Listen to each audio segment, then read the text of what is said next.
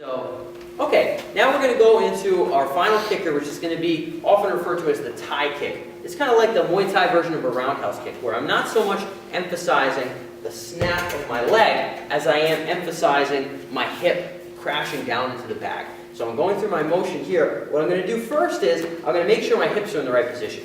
If my front foot is pointed straight at the bag and I try to throw a kick, you can see how it's almost like I'm almost having to cross my leg in order to throw a kick. It's sort of an awkward motion. So I need to make sure my hips are open. I can do that during my kick, spin my heel out, or I can step my foot first, which is what we generally prefer. So here, I'm going to step my foot outward. As that foot steps out, this leg's going to come up and then crash down. And my leg crashes down. The idea is the power here is not being generated by this extension of my leg. The power is being generated by my hip crashing down to my target. Almost like that elbow strike we had talked about, the rear elbow. I'm pivoting off this back leg. Boom. I'm driving that through. It's the same idea here, where I step this open, my leg almost does a reverse Nike swoosh. So a Nike swoosh like this is coming here. Here, chopping down at the end like an axe. So I'm coming down at about 45 into my target. So I'm not going to bring my leg out and do anything like that. Essentially, I'm stepping my foot so my hip angle is proper, and now this knee is going to come up and a little bit out to the side, and then my hip is going to turn sideways into the back. Sideways into the back. And I chop. So I want to get a little bit of that angle into my strike.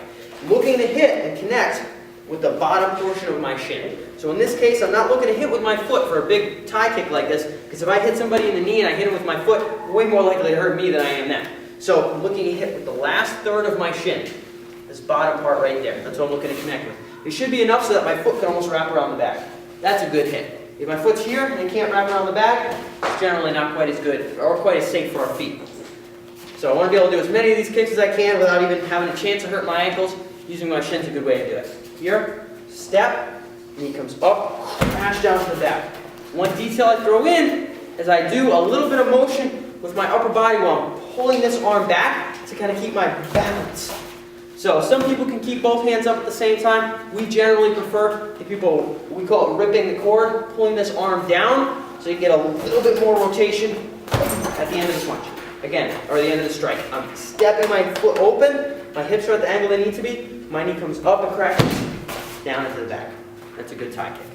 Hey there, this is Coach Dan here at the Black Diamond Women Only Fitness Boot Camp. If you want to learn all of these techniques on one DVD and have it shipped completely free to you, we are sending them all over the state of Rhode Island, and you can find them at the link within this video. So if you look underneath the video, you'll be able to see it there, or by simply giving us a call at 401-308-3229. We'll be happy to send you out not only your 5 different 5-minute kickboxing workout DVD, but also our Ultimate Nutrition Guide, which will end up in email right away as soon as you visit that website. So click the link below, or certainly give us a call, and we'll be happy to send these out, and we'll see you soon.